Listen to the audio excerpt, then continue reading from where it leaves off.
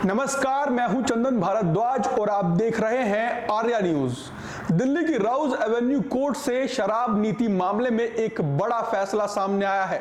अदालत ने इस केस में पूर्व मुख्यमंत्री अरविंद केजरीवाल और पूर्व उप मुख्यमंत्री मनीष सिसोदिया को आरोप मुक्त कर दिया है।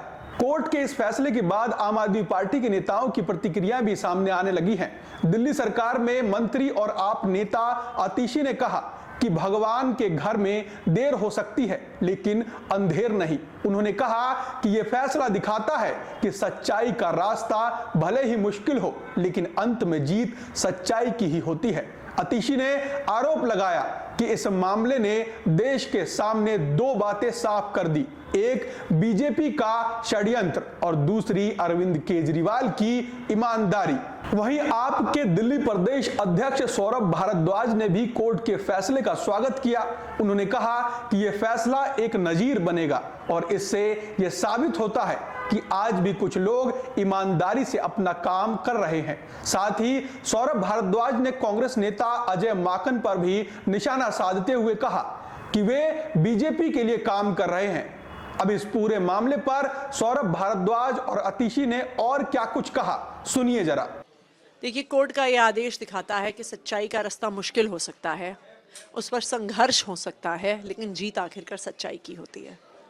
आज कोर्ट के आदेश ने दो चीज़ें देश के सामने रख दी, एक बीजेपी का षड्यंत्र, दूसरी अरविंद केजरीवाल की ईमानदारी। देखिए, अरविंद केजरीवाल पे झूठे आरोप लगाए गए, उन पर कीचड़ फेंका गया, उनको भ्रष्टाचारी कहा गया। वो कॉम्प्रोमाइज़ कर सकते थे, वो दब सकते थे, वो झुक सकते थे, लेकिन क्योंकि उनके साथ उनकी सच्चाई थी, वो डटे रहे, वो लड़ते रहे और आज उनकी सच्चाई पूरे देश के सामने आ गई है। वो सीबीआई की अदालत है, इसमें कोई नीचे और ऊपर नहीं होता।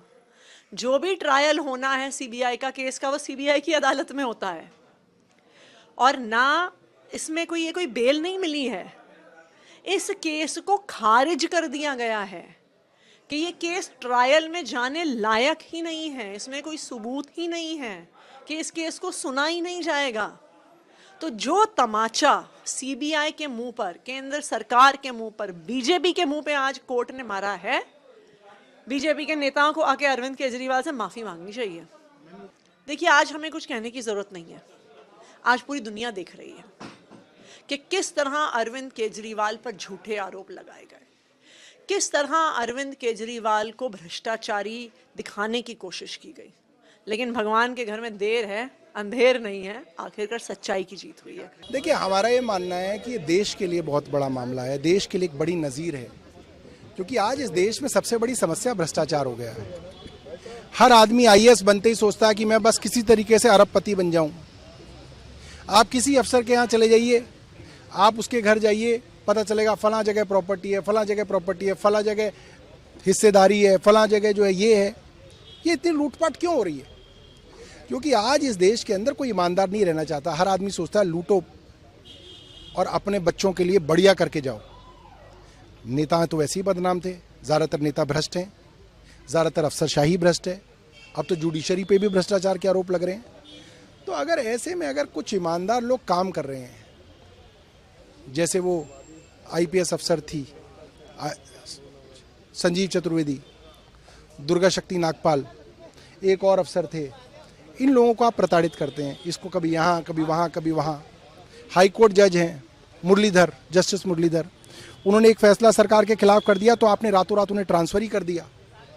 तो आपने जुडिशरी पर भी दबाव बनाया और आपने ये स्थापित कर दिया कि जो भ्रष्टाचारी है वो मजे में रहेगा और अगर आप ईमानदार हैं तो आपके ऊपर भी भ्रष्टाचार की मुहर हम लगा के आपको जेल में भेजेंगे। तो यहाँ पे ईमानदार रहेगा कौन, ये सवाल है इस देश के सामने।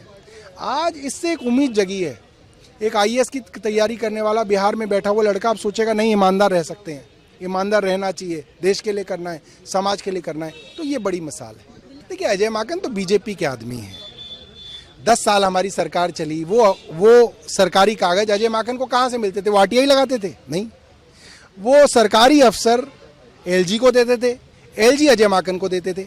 आज भी एलजी ऑफिस में अजय माकन के खास लोग काम कर रहे हैं, ये तो सबको मालूम है।